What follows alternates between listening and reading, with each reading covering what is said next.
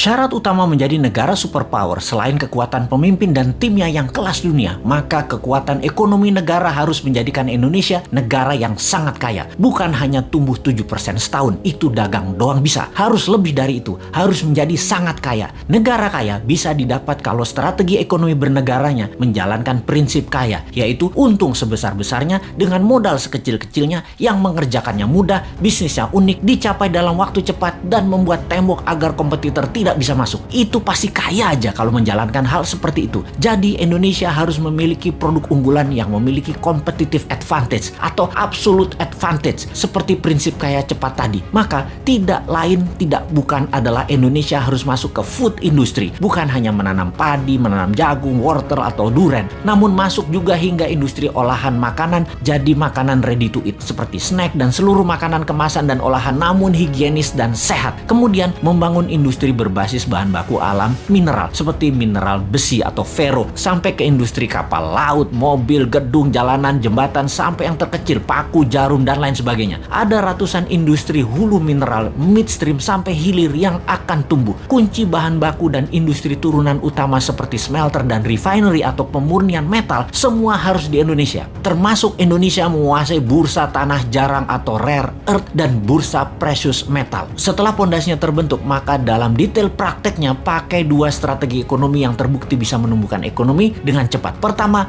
bottom up, dari bawah ke atas, di mana kita akan membuat UKM scale up dari 20 juta pengusaha kelas kecil saat ini, 50%-nya dalam waktu 10 tahun menjadi pengusaha kelas menengah, dan 50% kelas menengah tadi menjadi kelas besar dengan pinjaman 0% menggunakan printing money yang diutamakan adalah industri serta manufaktur. Yang kedua adalah trickle down, dari atas ke bawah, di mana kita akan membuat 1000 konglomerat baru. Program ini bernama Bossman Boys. Setiap provinsi akan diseleksi mereka yang nasionalis, sudah memiliki pengalaman bisnis minimum 10 tahun, sudah memiliki organisasi dan tim manajemen yang tangguh. Mereka rata-rata akan diberikan standby loan 5 triliun rupiah tanpa bunga yang harus dikembalikan dalam 7 tahun utuh. Seleksinya nasional berdasarkan prestasi, meritokrasi sistem. Yang terpenting karakternya adalah NKRI garis lurus, visioner, agresif, dan terukur. Oligarki mules nih kalau program ini dijalankan. Makanya jangan pilih Mardigu jadi presiden.